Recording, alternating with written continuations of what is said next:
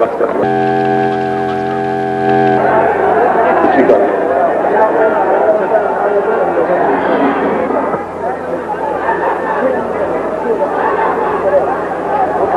انہوں نے پڑھو انہوں نے کیوں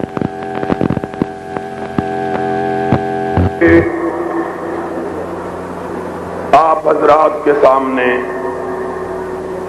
کتاب و سنت کی کرنوں کو بکھیر سکوں. میں آج اپنے تیسرے راؤنڈ کے آخری جلسے سے خطاب کرتے ہوئے بڑی طمانینت محسوس کر رہا ہوں کہ الحمدللہ اسماعیل شہید کے بیٹے جاگ اٹھے ہیں. داؤد غزنوی کی قوم بیدار ہو چکی ہے. اسماعیل سلفی کا لگایا ہوا پودا تناور درخت بن چکا ہے. اور آج شیخ الاسلام ثناء اللہ امرتسری کی قبر پہ اللہ کے نور کی برکھا برسے. اس نے جس بات کے لیے جدوجہد کی تھی آج اس کے ثمرات ہم اپنی آنکھوں کے ساتھ دیکھ رہے ہیں. میں اپنے سفر کے اس آخری مرحلے پر اپنے آپ کو جسمانی طور پر انتہائی زیادہ تھکا ہوا پانے کے باوجود اپنے دل کو اور اپنی ہمت کو بڑا طاقتور اور توانا محسوس کرتا ہوں. اس لیے کہ میرے ایسا شخص یہ کہتا ہے جس نے بڑے بڑے مشترکہ جلسوں کو خطاب کیا ہوا ہے کہ الحمدللہ پاکستان میں کبھی یہ تصور نہ کیا جا سکتا تھا. گوئی کرنے میں اپنے آپ کو حق بجانب سمجھتا ہوں کہ اللہ کے فضل و کرم سے اب پاکستان کے اندر رب کے قرآن کے نافذ ہونے کا وقت آ چکا ہے. نبی کے فرمان کے نافذ ہونے کا وقت آ چکا ہے. اس لیے کہ قافلہ حق کے جوان بھی جاگ اٹھے ہیں, ان کے بوڑھے بھی جاگ اٹھے ہیں. اور جب یہ قافلے جوانوں کو ساتھ لے کر اپنے بوڑھوں کو ساتھ لے کر چل پڑتے ہیں تو پھر دنیا کی کوئی طاقت ان کو منزل مراد تک پہنچنے سے نہیں روک سکتی ہے. اور مجھے آج جمعیت کے زیر اہتمام 6 ماہ کے اس مختصر سے وقفے میں 18ویں بڑے جلسہ عام سے خطاب کرتے ہوئے اس بات کا احساس ہو رہا ہے کہ یہ دور اہل حق کا دور ہے. یہ دور کتاب و سنت کا دور ہے. اور اب دنیا کی کوئی طاقت پاکستان کی فضاؤں میں کتاب و سنت کے پرچوں کو بلند ہونے سے نہیں روک سکتی ہے. لوگوں, میں بہت سی باتیں آپ سے کرنا چاہتا ہوں. مجھے اس بات کا شدید احساس ہے کہ اپنے ساتھیوں کا ایک ادنا کارکن ہونے کی وجہ سے اور آپ کی جماعت کے ایک چوکیدار ہونے کی حیثیت سے میری باری ہمیشہ آخر میں آتی ہے. اس لیے وقت کی تنگی کی وجہ سے میں بہت سی باتیں جو اپنے دل میں خیال کر کے آتا ہوں, سوچ کے آتا ہوں کہ کہوں گا, نہیں کہہ سکتا.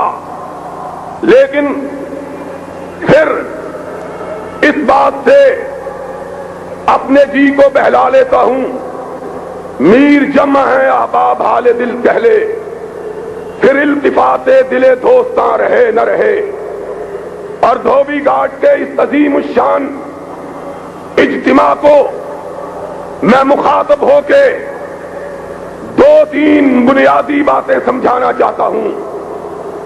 ایک بات شریعت بل کے حوالے سے ہے، دوسری بات پاکستان کے حکمرانوں کے حوالے سے ہے، تیسری بات ہمارے مستقبل کے ارادوں کے بارے میں ہے۔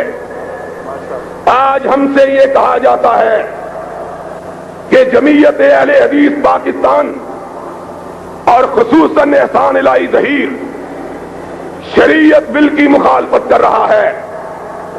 میں یہ بات واضح کر دینا چاہتا ہوں، ہم وہ لوگ نہیں ہیں جو کسی کی دھمکیوں سے مرعوب ہو جائیں یا کسی کے پروپیگنڈے سے متاثر ہو جائیں۔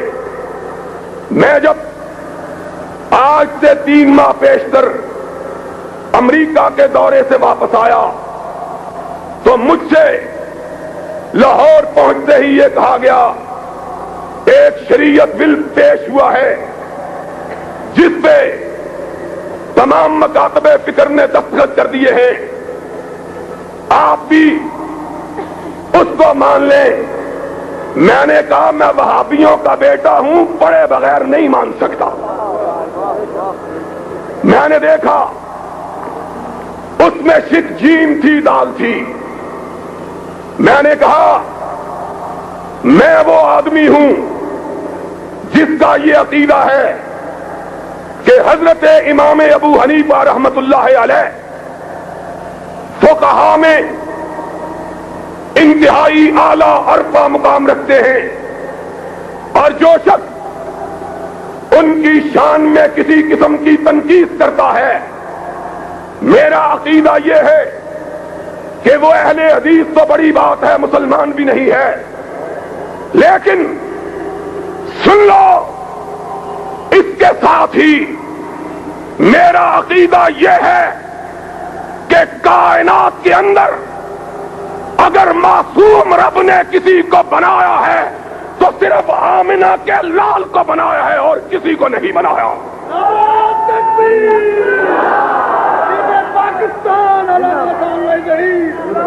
اس لیے میں کسی غیر معصوم کی بات کو شریعت نہیں مان سکتا۔ مجھ کو قتل کرو، دار پہ کھینچو مجھ کو قتل کرو، دار پہ کھینچو مجھ کو، میں نے یہ جرم کیا ہے کہ میں سچ بولتا ہوں۔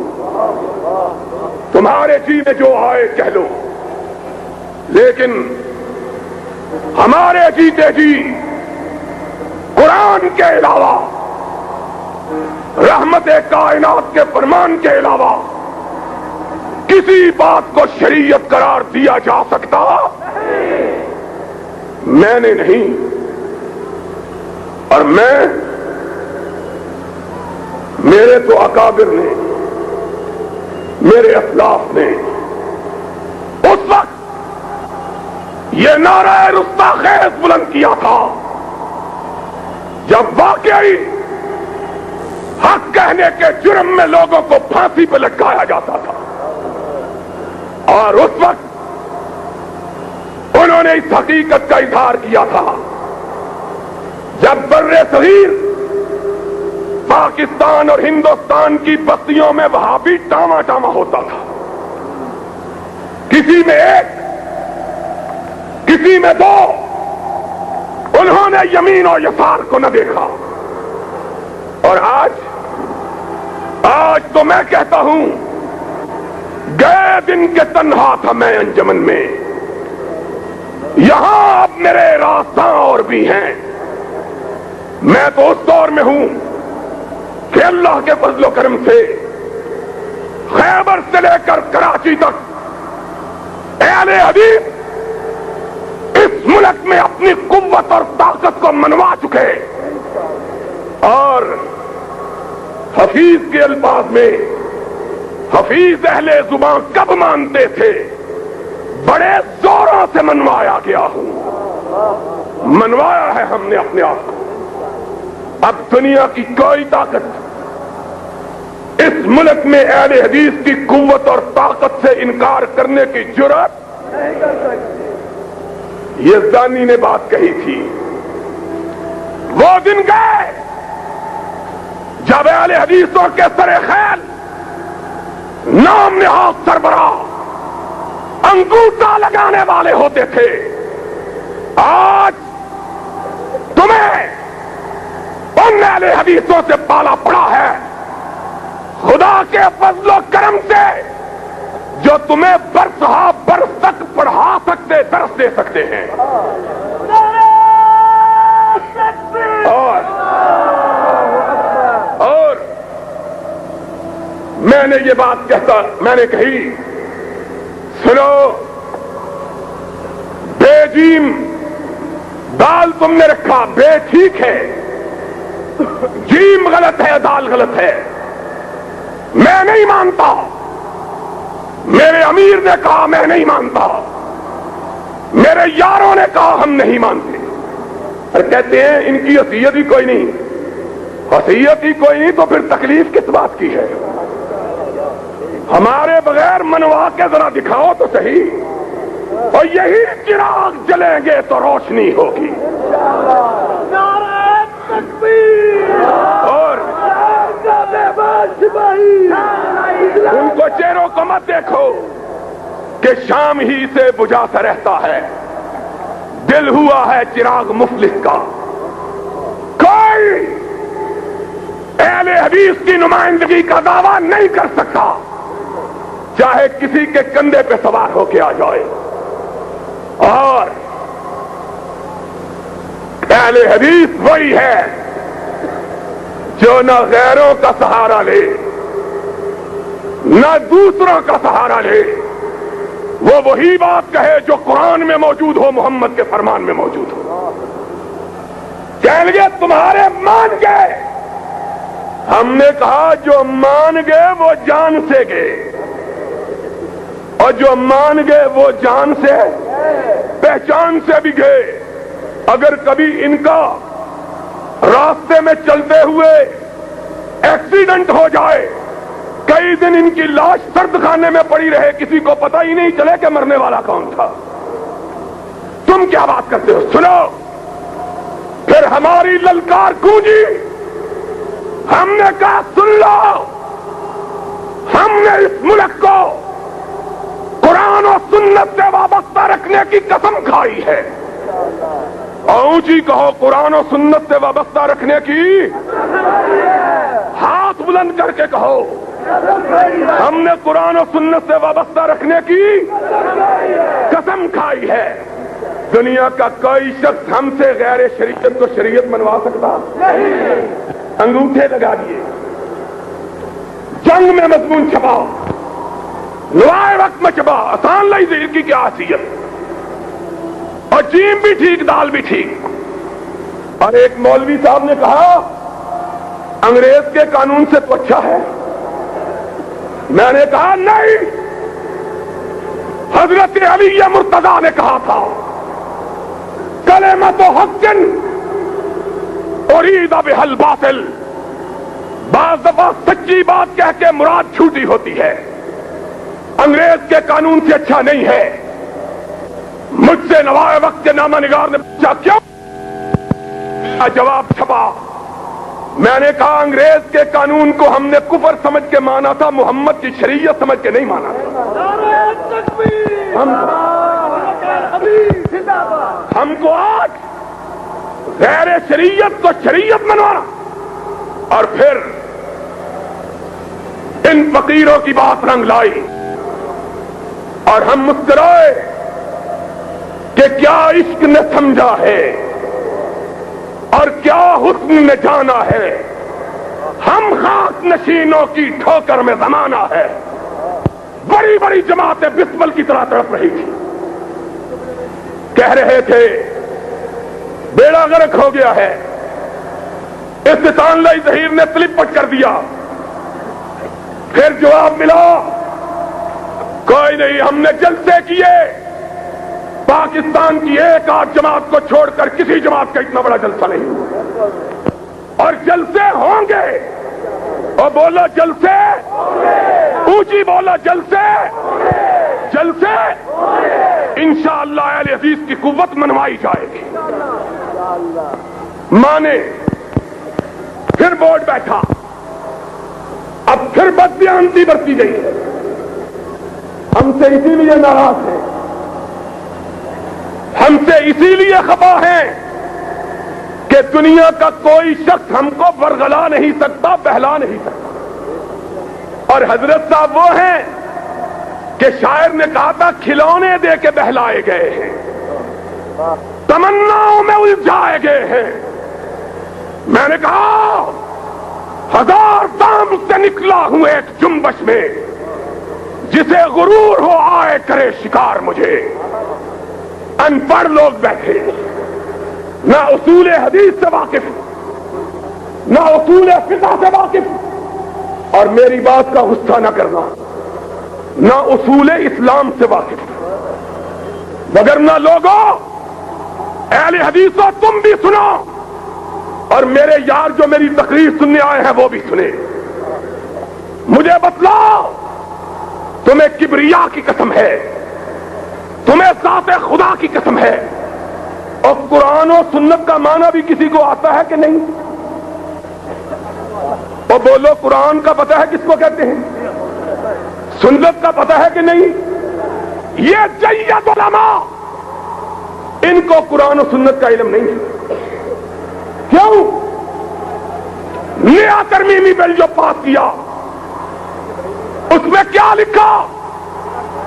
اس میں لکھا ہماری یلغار پہ، ہماری للکار پہ، اس پہ لکھا شریعت قرآن و سنت کا نام ہے، اور نیچے لکھا توضیح، نیچے لکھا توضیح، وضاحت۔ اور بتلاؤ قرآن و سنت کا معنی سمجھنے کے لیے وضاحت کی ضرورت ہے؟ بچے کو بھی بتاؤ، جو بچہ مسلمانوں کے گھر پیدا ہوتا ہے اس کو بھی معلوم ہے قرآن کس کو کہتے ہیں، سنت کس کو کہتے ہیں۔ لیکن لوگ بڑے دل فریب نعرے لے کے آئے، اور جانتے ہیں یہ قوم نعروں پہ بڑی الجھتی اور بڑی جلدی لک جاتی ہے۔ چین دال کو بدلا توضیح کے عنوان سے 1 2 3 4 میں وہی غیر معصوم کی بات کو شریعت بنانے کی سازش کی جو پہلے بل میں موجود تھی۔ کہا قرآن و سنت کی توضیح کیا ہے؟ قرآن و سنت کے سمجھنے کے لیے خلفائے راشدین کی سنت نمبر 1 ٹھیک ہے، اہل بیت اعظام۔ کون اہل بیت اعظام؟ شیعوں کو خوش کرنے کے لیے کہا گیا کہ تشریح کے اندر نمبر 2 قرآن سمجھنے کے لیے اہل بیت اعظام کی ضرورت ہے۔ تیسری بات کہی گئی اجماع امت کی ضرورت ہے، اور جانتے ہو اجماع امت کسے کہتے ہیں؟ اجماع امت نام ہے قومی اسمبلی کے ممبروں کا۔ یہ ممبر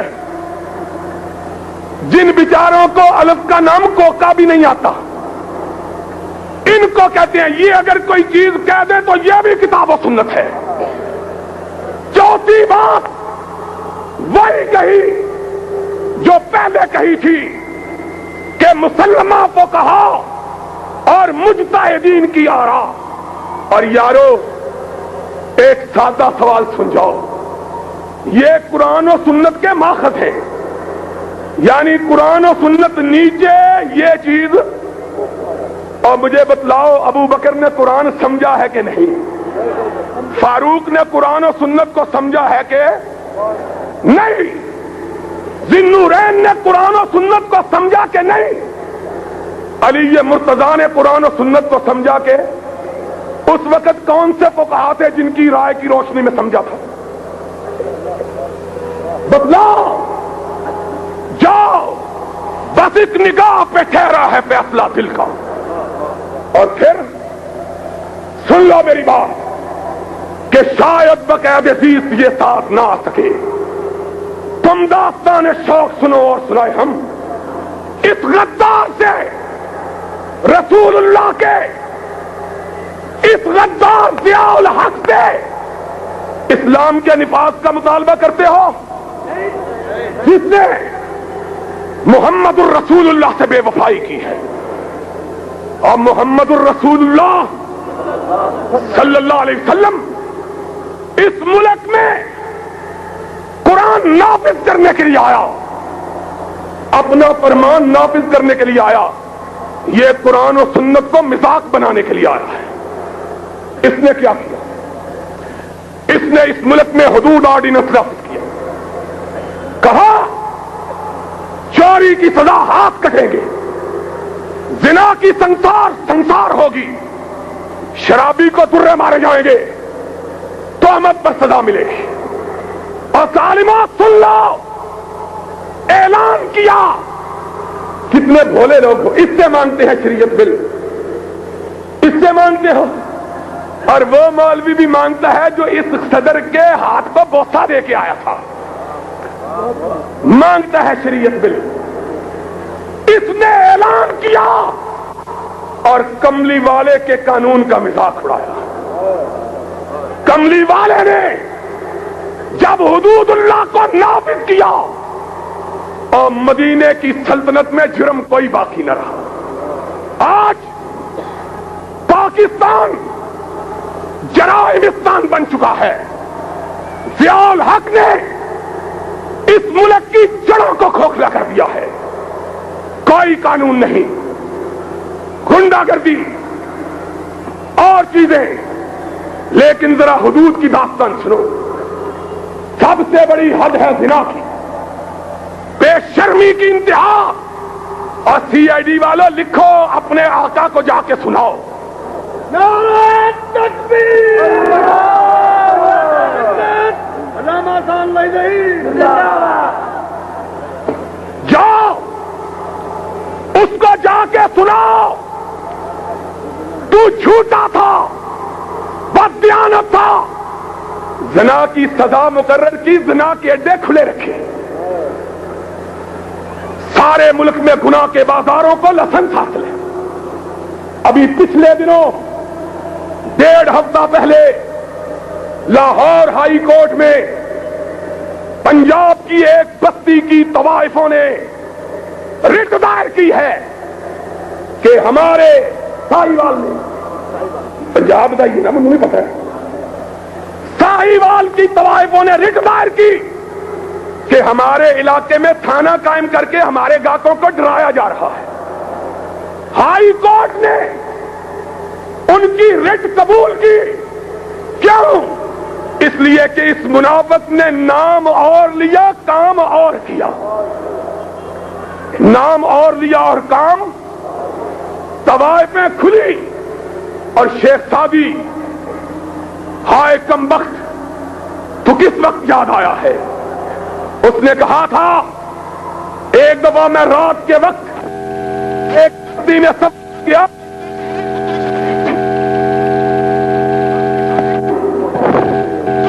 بری ہوئی، میں اجنبی گزرا، کتے مجھ کو کاٹنے کے لیے دوڑے. میں نے پتھر اٹھانا چاہا، پتھر نے زمین کا ساتھ چھوڑنے سے انکار کر دیا. کہنے لگے شیخ سعدی اللہ تیری عجب قدرت، یہ عجیب بستی کہ کتے کھلے ہوئے پتھر بندے ہوئے، کتے کھلے ہوئے اور پتھر. طوائفوں کو اجازت ہے، زنا کی سزا مقرر ہے. سبحان اللہ. شراب قومی اسمبلی کے اندر اس ضیاء الحق کے وزیر پیداوار نے اعلان کیا کہ ضیاء الحق کی حکومت میں سن 86 کے اندر پاکستان میں اتنی شراب پیدا ہوئی ہے جتنی 39 سال میں کبھی نہیں بنائی گئی، اور جتنی 39 سال میں کبھی. میرے آقا نے کیا کہا تھا؟ منافق کی 3 نشانیاں. اذا حدث کذب، جب بات کرتا ہے تو جھوٹ بولتا ہے، جب وعدہ کرتا ہے تو وعدے کی، اس نے تو کعبے کا غلاف تھام کے وعدہ کیا تھا، 90 دن اب 9 سال بھی گزر گئے، اب بھی ہماری جان چھوڑنے کے لیے تیار۔ پھر اس نے کیا کیا؟ زکات و عشر کا قانون نافذ کیا، پتہ ہے کہ نہیں؟ اس قانون کو سرکاری اور درباری ملاؤں کے خریدنے کے لیے وقف کیا۔ آج میری مسجد کا مدرسہ، ایک حیرت کی بات سن لو، دھیان سے، سارے ملک کے مدرسوں کو گرانٹ ملتی تھی، میری اپنی مسجد تو ہے نہیں، میرے باپ کی نہیں، میرے دادا کی نہیں، میں تو وہاں جمعہ بھی مفت پڑھاتا ہوں، وہاں 80,000 روپیہ سالانہ دیتے تھے۔ جب پتا چلا امیر المومنین کو کہ یہ احسان اللہ ظہیر کی مسجد ہے، کہنے لگا زکات بند کر دو مدرسے کی، یا اس کو کہو حق کہنا چھوڑ دے۔ اور میں نے کہا جاہل، اور تجھ کو سمجھ ہی نہیں آئی، تو نے ہم کو جانا ہی نہیں، کعبے کے رب کی قسم یہ 80,000 کیا ہے؟ 80 لاکھ ہو، 80 کروڑ ہو، 80 ارب ایک طرف ہو، محمد کی بات ایک طرف ہو، میں 80 ارب کو اپنے بوٹ کی ٹھوکر پہ رکھوں گا۔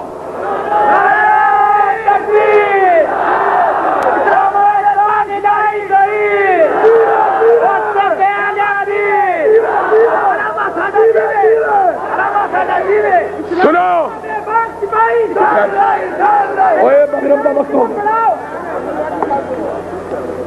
80,000 میر صاحب میرے مدرسے کے منتظم آئے، میں نے ان کو کہا ضیاء الحق کہتے ہیں 80,000 کے بدلے میں حق کہنا چھوڑ دو، اس کو کہو احسان اللہ ظہیر جمعیت اہل حدیث سے تمہیں چندہ کر کے 80 لاکھ دے دیتا ہے، تو ہماری جان چھوڑ دے، ہم سے لے لو، ہم سے لے لو 80 لاکھ، ہماری ہماری جان چھوڑ دو۔ اس نے یہ حشر کیا، اپنے ہواری ملا ایک مدرسے کو 3 لاکھ روپے ایڈ دی۔ میں نے کہا اس میں تو ایک بچہ بھی نہیں پڑھتا، کہنے لگا میں خود دیکھ کے آیا ہوں، اس میں بڑے بچے تھے۔ میں نے کہا کن کے بچے تھے؟ کہنے لگے محلے والوں کے۔ میں نے کہا پھر ان کو کیوں دیتے ہو؟ کہنے لگے جی صدر صاحب دے حمایتی جو نے، صدر صاحب ہر چوتھے دن تعویذ ان سے لیا کرتے ہیں۔ سن لو، تم نے یہ ظلم کیا، زکات نافذ کی، لوگوں کو باجماعت دھکیلا ایک فرقے کی طرف۔ الحمدللہ ہمارے جلسے ہر قسم کی فرقہ واری سے، آلودگی سے پاک رہتے ہیں، میں نام نہیں لیتا۔ اس نے لوگوں کو باجماعت اس فرقے کی طرف بھیجا، کیوں؟ کہنے لگا وہ لکھ دو کہ میں یہ ہوں، تم زکات سے مستثنا ہو جاؤ گے۔ میں نے اسلام آباد میں تقریر کرتے ہوئے کہا، میں نے کہا ضیاء الحق قیامت کا دن ہوگا، اماں عائشہ کا ہاتھ ہوگا، تیرا گریبان ہوگا۔ اماں عائشہ کہے گی تو اپنے اقتدار کے لیے میرے بابا کو گالیاں دلواتا رہا ہے، لوگوں کو اس مخصوص فرقے کی طرف۔ لوگوں، اس نے اسلام کو رسوا کیا، اس نے ملک کے قانون کو رسوا کیا، اور تو اور اس نے مارشل لا کو بھی بدنام کیا۔ اتنے نیک بخت ہیں جدھر ان کا قدم جاتا ہے بدنامی ہی بدنامی آتی ہے۔ اور سن لو، اللہ کے فضل و کرم سے اہل حدیث اب جاگ پڑے ہیں، اور بولو اہل حدیث اب جاگ پڑے ہیں، اہل حدیث اب جاگ پڑے ہیں۔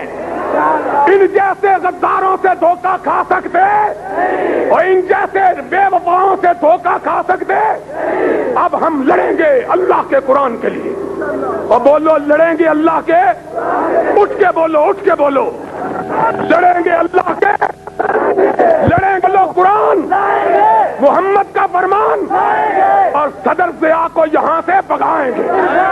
آیتیں ہو گئی،